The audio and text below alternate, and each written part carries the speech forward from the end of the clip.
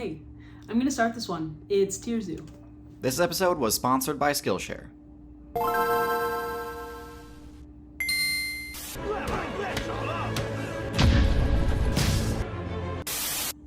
Humans are the most overpowered class this game has ever seen.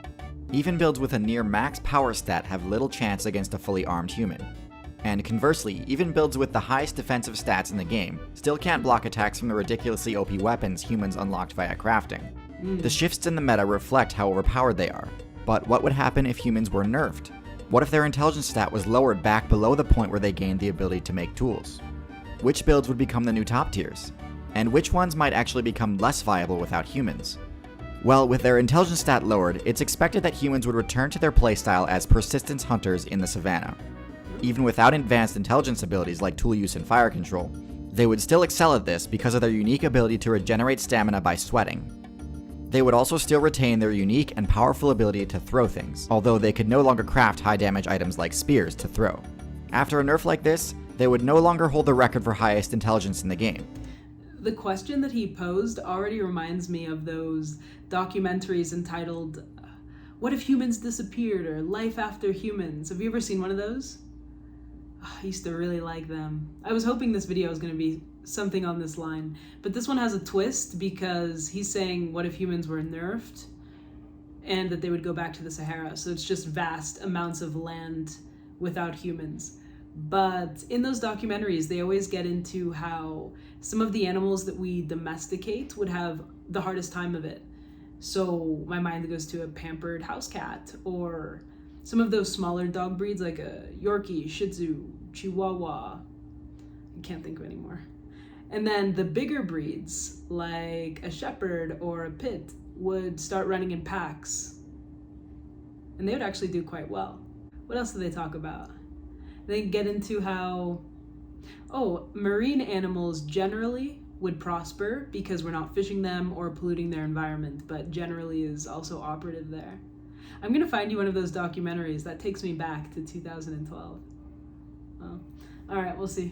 That honor would fall to the elephant, followed closely by dolphins and parrots, and then finally back to primates again. Without the ability to control fire or craft clothing, humans would be limited only to the hotter servers again, due to their lack of fur, leaving the vast majority of the game's resources freed up to be competed for once again. So which builds would dominate this new meta? There's an endless number of things to consider here. The meta right now is completely centralized on humans, to the point where even the abyssal servers are affected. The easy answer would just be to say that things would revert back to how they were before humans rose to dominance, and in some cases it's certainly true. For example, builds which are griefed in order to acquire the rare drop ivory wouldn't have to worry about their worst matchup anymore. But I don't think simply predicting a reversion to patch 1.3.6 would quite capture the full story. First of all, the climate has changed a lot since the Ice Age, and second, there are a lot of builds that are at a distinct advantage because of how overinflated their populations are, how plentiful their food source is, or how easily they could conquer the mostly vacant city biomes left behind by the now nomadic humans. There are also builds that have essentially been playing on easy mode because of humans, and would now have to actually change up their playstyle and learn how to play the game competitively again. No judgment at all. But sometimes I think about how if you put your dog in a stroller, or you carry your dog around a lot and you don't let your dog, you're putting it at a disservice in the case that something happened to you. Luckily, it's very unlikely that all humans would disappear at once, so maybe someone else can wheel around your dog in that stroller, but I don't know, just something I think about. A few quick examples of this. Cockroaches, while they do have many impressive resistance abilities, like radiation and toxin resistance, are actually very weak to the cold. Amazing. They'd likely need to follow the humans back to warmer servers again, since the artificial heat is the only thing allowing them to persist in areas where it snows. Rats would also likely experience a drop in popularity because cities would no longer be protected from threats like snakes, and without humans to feed them, cats would also have to step up their game.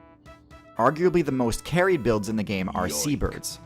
While they were perfectly capable of surviving on their own due to the dominant matchup they have against fish, they've lost many of their abilities because looting garbage dumps turned out to be better XP per hour. Without humans That's the epitomization of one man's trash is another man's treasure. constantly putting free loot on their plates every day, many of these bird players would be completely lost. Even if they did know how to hunt for themselves, the ratio of fish to birds is too low to support the vastly inflated player base that they have. So you'd for sure see a sharp decline in their numbers following a balance patch like this. But in my opinion, the direction that the core meta takes hinges upon how the livestock player base adapts. Of all the domesticated builds, there are only 3 I would predict have the best chance at rising to dominance. The first of which is the cattle. Cattle have a huge population advantage with this scenario, with an active player base of over 1 billion. With their astoundingly high base power stat and equally impressive HP level, there's a very real possibility that cattle will be more viable in the wild than some of the current herbivore builds like deer and elk. It's tough to imagine the current top tier predators having a good matchup against cattle. I could be horribly wrong, and cattle could get absolutely bodied once human mains are no longer protecting them. But in my opinion, the fences that they're kept in right now protect other players more than they do the cattle. Not all cattle would succeed. That's an interesting question. Do you think that cattle, assuming that they stay together and humans disappeared, would stand a chance against a group of bears, for example? Leave your opinion. I don't know. Succeed after the balance patch. Some cattle builds are actually unable to respawn without the assistance of human players. But some, like the Texas Longhorn, don't have this issue, and would excel in the absence of humans. They could crush any players who stand in their way. The only builds I could see not having any issues competing with them would be the semi-aquatic ones, like the moose, especially since the moose can arguably match the cattle's base stats too. The second potential breakout class is the horse. Horses are actually already invasive in the American West, having been brought there by humans hoping to use them as a support class. They already are uncontested in the current spot, and without humans to capture and sell them, there aren't many predator builds in the area that could challenge them. Their unique ability to sleep standing up makes stealth-based offensive strategies less effective against them, so predators would need to spec into more powerful damaging moves to ever pose a real threat. The last of the domesticated builds I would Well, they can sleep standing up and laying down, so they've got true versatility. bet on would be the pig. Pigs are extremely effective generalists that are both versatile and powerful. They have no problem returning to the wilderness, and in instances where it's happened, they devastate casual players because of their ability to dig up burrows. Feral pigs have great matchups against anything within the same weight class as them. Lynx and wolves can't really compete without risking taking serious damage in a fight. However, with humans out of the way, we have to talk about which predator builds would resurface now that humans aren't systematically annihilating them. Predators with good matchups against the pig would start to reclaim their former dominance outside of their territory from present day. Builds from the north, like the grizzly, and builds from the south, like the jaguar, would no doubt become optimal choices in the region again. Lions used to exist on every major server, so it makes sense that they'd jump at any opportunity to regain their former glory. We can't talk about a humanless meta without speculating on what would happen to the current top tier support classes, cats and dogs. Without humans to feed them, they'd need to compete with each other. Okay. And although dogs do usually beat cats in a 1v1, the cat's ability to climb would grant them an enormous advantage in the city biome. The builds which already perform well in cities would probably continue to do so, and in turn would allow cats to persist as well. However, dogs are no strangers to transitioning from their support role back to pack hunting DPS. This is what happened in the Australian server to create the build we now know as the Dingo. So although plenty of dog mains are carried by humans, the guild as a whole would have no trouble holding on to their high tier spot in the new meta. Now for some good old fashioned speculation. One of the builds I feel could absolutely dominate the city meta in the absence of humans is the bat. Echolocation is one of the strongest abilities in the game, and would be extremely useful for navigating the tight corridors of abandoned buildings. Carnivorous bats, such as the Cretopterus, would have an easy time picking off mice and rats in the dark, and would have plenty of places to perch out of reach. The last thing worth speculating about is whether or not any intelligence-based builds would rise up and actually start unlocking things on the tech tree. While several builds have unlocked the tool use perk, that's only one of the 3 needed to actually start moving up the tech tree. Control of fire has been unlocked by certain hawks in Australia, but they can't make it themselves, they can only spread it. And agriculture has only been unlocked by ants of all things. None have unlocked all 3 at once aside from humans. Wow. Aquatic intelligence builds like the octopus and dolphin probably won't ever unlock fire control. Ants probably won't either because they are too small to handle it without being in range of its heat, but I suppose it's possible. Parrots and elephants have the best shot in my opinion, as they both have the ability to pick up items, both have long lifespans, and both are herbivores that would benefit greatly from unlocking agriculture.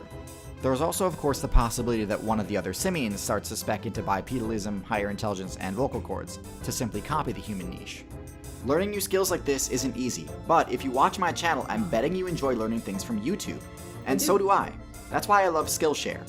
Skillshare is an online learning platform that features some of my favorite YouTubers talking about how to do the things that they do best, like animation, essay writing, or personal finance. These great classes, as well as over 20,000 others, can be watched for free if you use the link in the description of this video to start a 2-month free trial of Skillshare.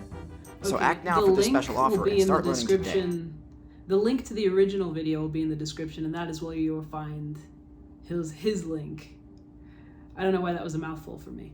Anyway, this was another one from Tierzoo. It's entitled, What If Humans Were Nerfed? And it was a lot like those documentaries I was talking about. So instead of a literary recommendation today, I'm going to find you one of those documentaries. I remember it was either HBO or Discovery.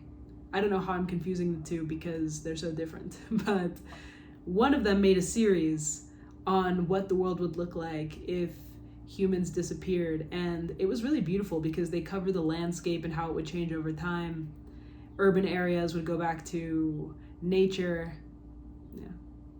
Anyway, I hope that humans will never be nerfed in my lifetime.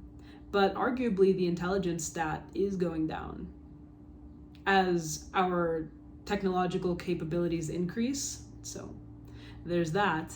If you were the last person left on Earth, do you think that you'd want to continue living? Or nah?